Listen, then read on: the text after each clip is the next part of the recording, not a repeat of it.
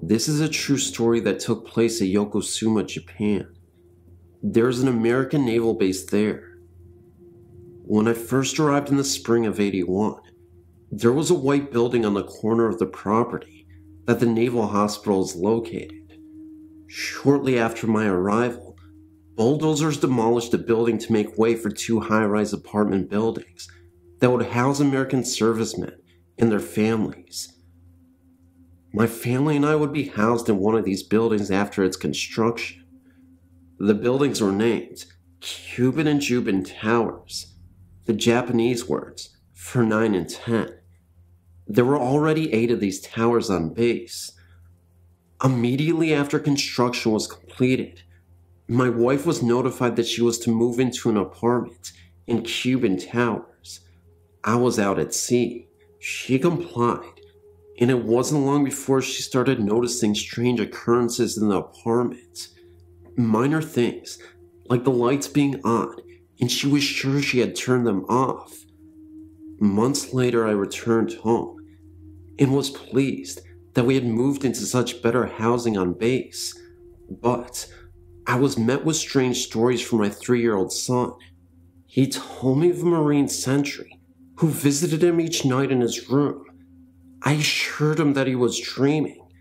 My first night home, I tucked him into bed and turned off all the lights in the house. At 3 a.m., I was awakened by a presence at my side of the bed. It was my son, and all the lights were on in the apartment. I asked him what was going on, and he said that the Marine sentry was in his room and wanted the lights on.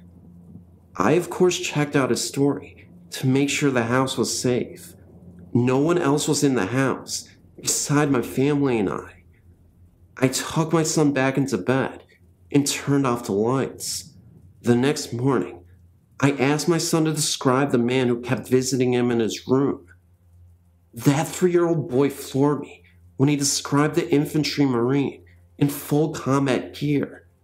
This problem occurred for several weeks.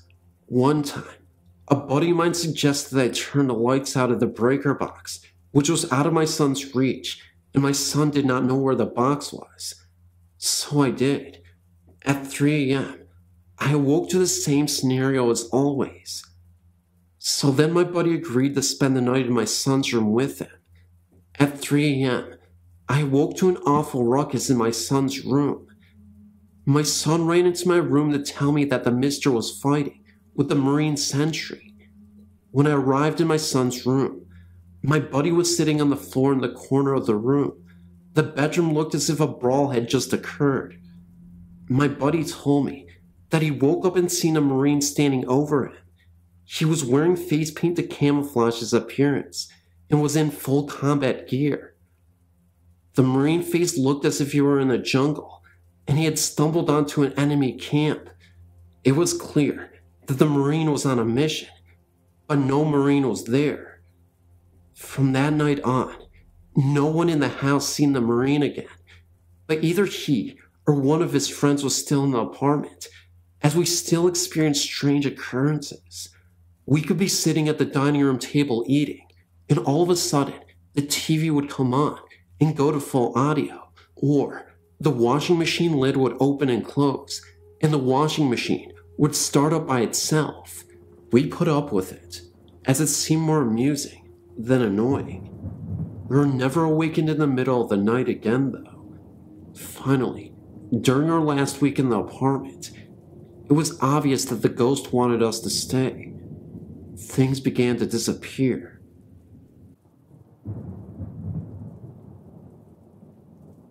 In 1977, I was 8 years old and lived with my parents and my younger brother in a big house in the northwest suburbs of Chicago. There, I had an experience that I remember like it was yesterday. One night, I was awoke feeling cold. I sat up in my bed to reach for an extra blanket that was folded at the foot of my bed. When I did so, I saw a ghost standing several feet from the foot of my bed.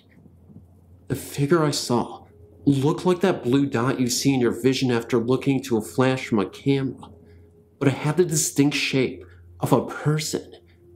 After looking at this form for some time, I jumped from my bed and ran down the hall into the bathroom, turning on the lights and shutting the door. Eventually, I got the courage to look down the hall and turned on all the lights.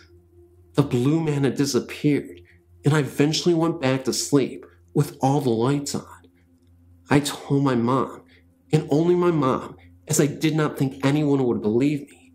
The strangest thing about this is that a week or so later, my mom was talking to the neighbor, who told my mom her son had told her almost the exact same story, describing the ghost in the same way. I never discussed my sighting with the neighbor kid or anyone other than my own mother for years. My mother still lives in the same house, and has had several strange experiences since then, but no more sightings of the blue man.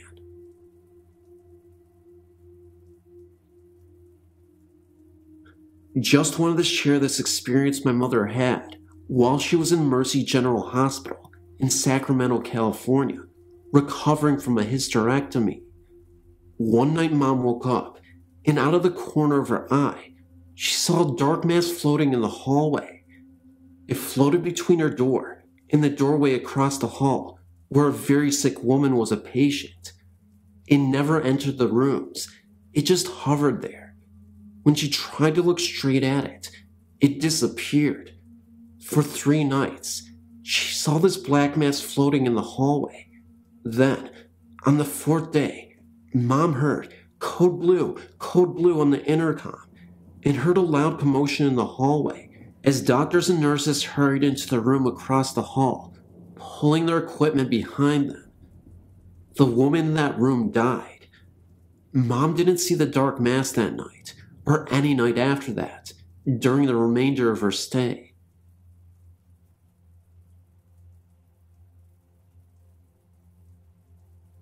My name is Minsu, and I would like to share my supernatural experiences with you, because no one is willing to believe or accept my encounters.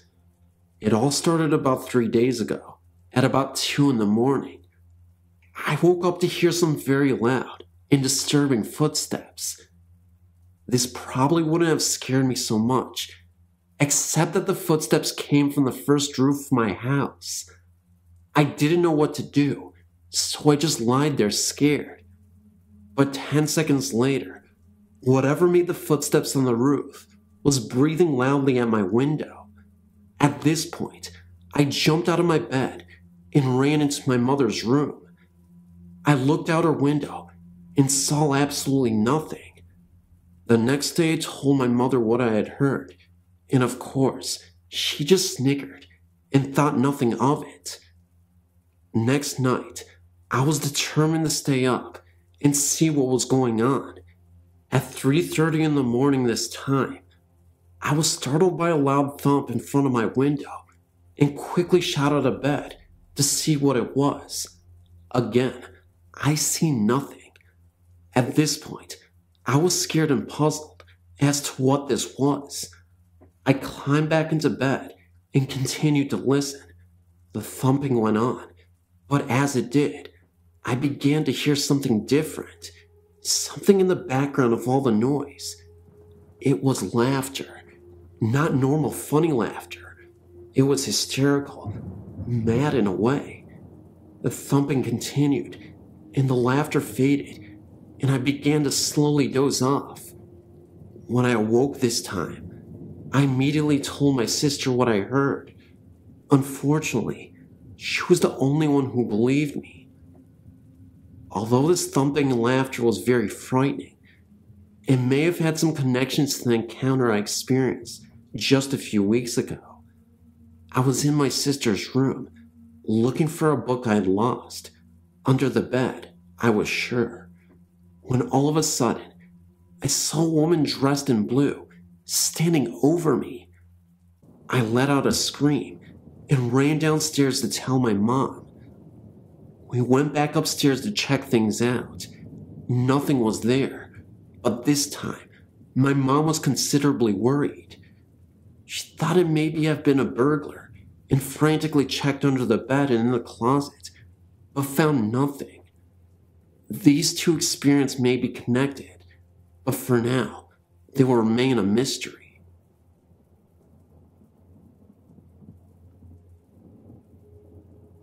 I was raised in Missouri City, Texas, which is a suburb of Houston.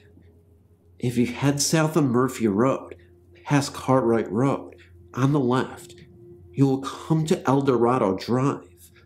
Travel down El Dorado until you cross the bridge and turn right at the first street. Drive down the street until you come to Hampton.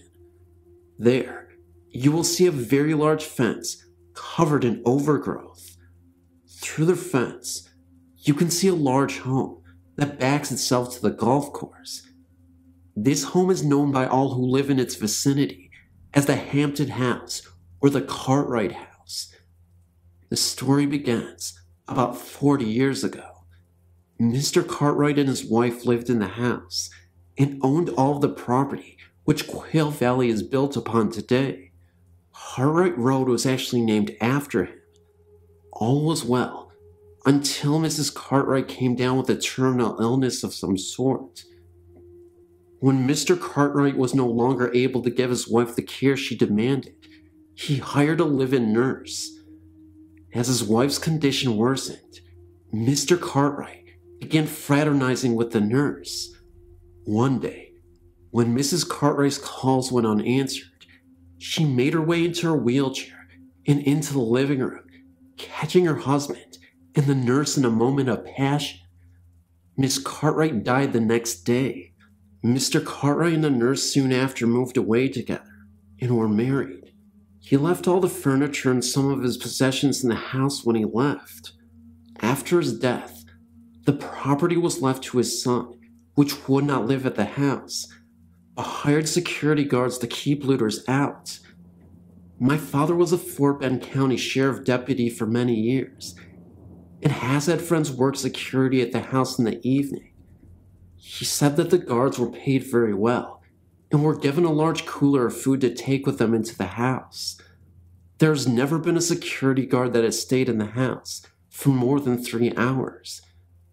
They've reported the elevator going up and down on its own, sounds of a woman crying, an invisible wheelchair that travels up and down the hallway, leaving tracks in the carpet, and even books flying off the shelves at them.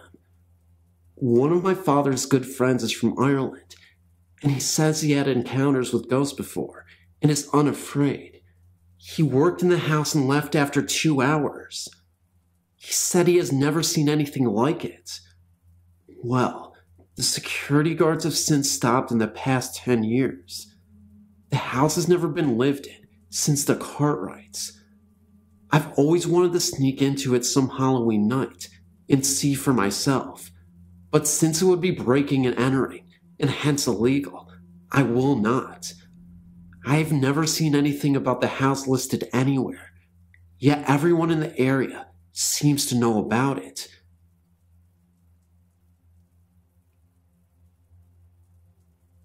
I have several stories that I could tell, and I'll probably post another as time goes on, but this is the most recent. In March 1998, my stepdaughter was pregnant with her first child, and at the same time, her father-in-law was in the last stages of cancer and dying. Her husband spent about 3 weeks at a Central Georgia hospital by his father's bedside. He died on March 23rd and was buried on March 25th. She had the baby on March 26th. It was a boy, and it was named after his deceased grandfather. They kept a picture of the man that had died on the refrigerator and had told their son that this was Granddaddy Kenneth. When the child was about 2.5 and talking, there were several times when they heard him talking to someone when no one was in the room with him. Each time, they would ask him who he was talking to, and he would respond with, Granddaddy Kenneth. When they asked him who that was, he would say, that man on the refrigerator. When they asked him what they had talked about, his answers were always about things that the child would have no way of knowing, Had someone not told him of them, and his parents never had? It has been a couple of months now since he's had conversations with his grandfather that they know of.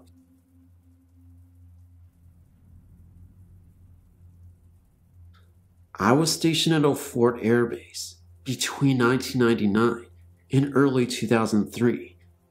During my time, I'd heard many stories and had been witness to something I can't explain.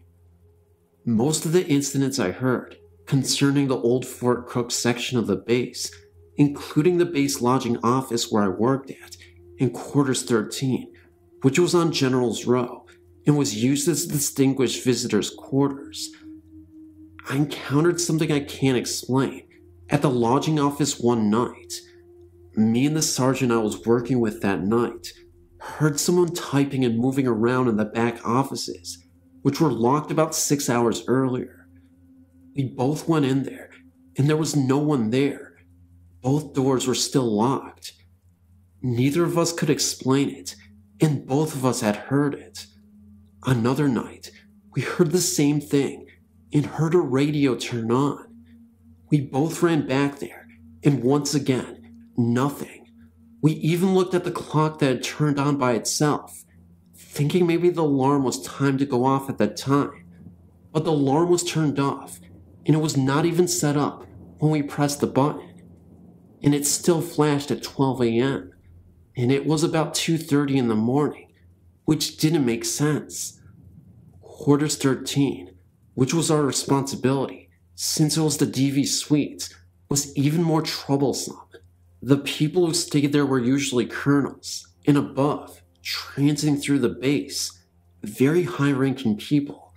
People you normally wouldn't expect to hear anything about weird noises. One stands out quite a bit in my mind. A colonel kept calling the front desk, complaining of people walking around in the attic and making a lot of noise.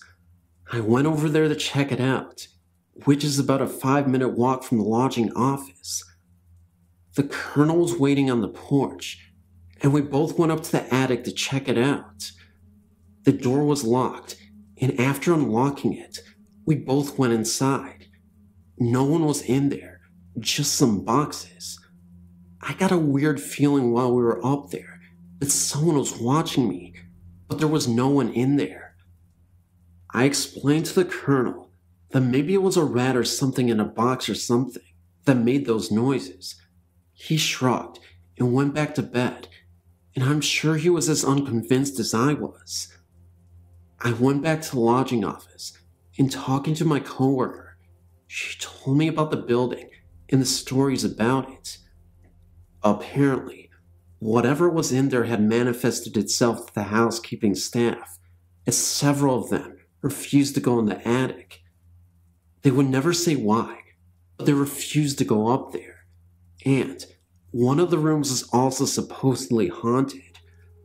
I heard this in the early part of 2000, and in late 2002, a 1-star colonel died of a heart attack in that same room. I don't know whether to believe what I heard or not, but I heard from several people that were in the room that he had died with his eyes open and a horrified look on his face.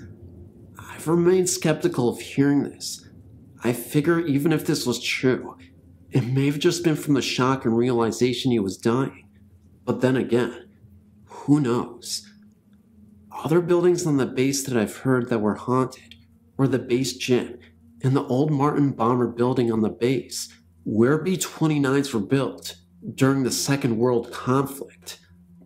I worked at the gym for about 2 years while at OFET, and I saw something odd one day with my supervisor when we were doing our final checks of the building. The gym is an old aircraft hangar and is nearly a quarter of a mile long. We rode around in a golf cart for our checks. This is a 1/4 mile track inside the gym, and all the state flags hang from the ceiling around the track. While we were doing our checks, the flags began moving in front of us, like someone had been running by and jumped and hit it. Except the flags hang nearly 40 feet up in the air, and there was no wind inside. Neither one of us could explain this, but I do know that someone had died of a heart attack while jogging a couple of years earlier. Could it have been him out for a run? I'm curious if you have heard any other stories about a Foot Air Base. I'm working on some research on the base, and I'm wondering if anyone else has experienced something here.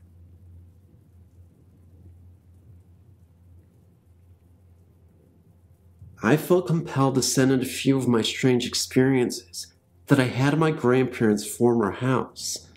One evening, I was talking on the phone to a friend in the master bedroom. It was nearly 2 in the morning, and the room was pitch black, as I was going to get some sleep directly.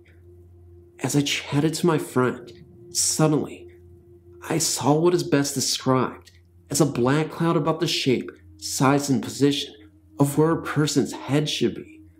It bobbed as if someone were walking by the foot of the bed for about 3 seconds, and then it was gone.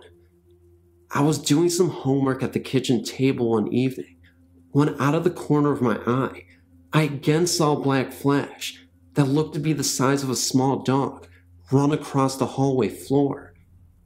When I commented on this, my grandfather, who was living in the room at the time, claimed to experience the same thing all the time. My grandparents' house is set up so that you walk in the front door and all the rooms are connected by a hallway that at one end leads to the kitchen and the dining room, living room, master bedroom, staircase to the second floor, bathroom, and back to the door. It was summertime, and my mother and I were arguing. I was standing at the foot of the stairs and looking at her in the living room. I was making a fuss, saying that I wanted to sleep upstairs, which I had only recently conquered my fear of, and she was telling me that it was too hot up there to do so. Mid-sentence, I glanced up the staircase, and what I saw horrified me. Staring back down at me from the top of the steps was this hazy, cloud-like figure of a human. I believe it was a male. It was only the second time I was ever truly afraid. I was cleaning my room on the second floor one day, and it was very hot, being that it was summer and heat rises, so I opened one of the old weighted windows. It was not an easy task due to old paint, which had practically glued itself shut, and it only budged after I pried it with a screwdriver. I tried to pull it down to see if I needed to prop it, and it wouldn't move, so I carried on with my cleaning.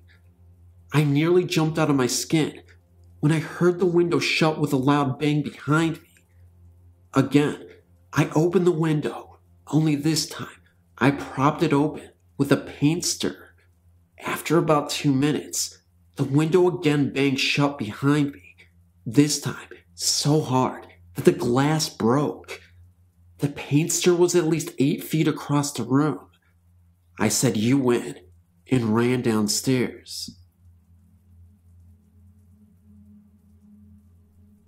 Hey Phantoms, and welcome to another edition of Phantom of Darkness's Haunted Ghost Stories. Why don't you take this moment to actually comment right now? Do it right now before you forget. I don't care what you comment. It could be the most obscene thing in the world or the most random, and it doesn't matter because in this Phantom of Darkness universe where we slur our words and never ever make sense, we actually write what we want, how we want, and what we do with what we want. I don't know what that means, but guys, thank you so much for actually appearing in this video with me. And by appearing, I just messed up again, and I meant to say thank you for supporting the channel. If you'd like to share this video, I'd really appreciate it. It doesn't matter who you are, you do truly make a difference sharing the video, and I appreciate it so much. You know, your unwavering support, your undying support means a lot to me. And with how, unpredictable YouTube is constantly, it's a good idea to actually just share this video so other people who like ghost stories and actually like this video can actually find more of my content pleasing to their audio ears. Yeah, whatever, we'll go with that. Anyway, guys, I'm gonna go and stop babbling like I usually do. It's the second video of 2020, and we're doing some crazy stuff today, and that means listening to a bunch of other ghost stories and creating content with you guys that's really amazing for you guys. Anyway, guys, love you, and I'll see you in the next video. Bye-bye.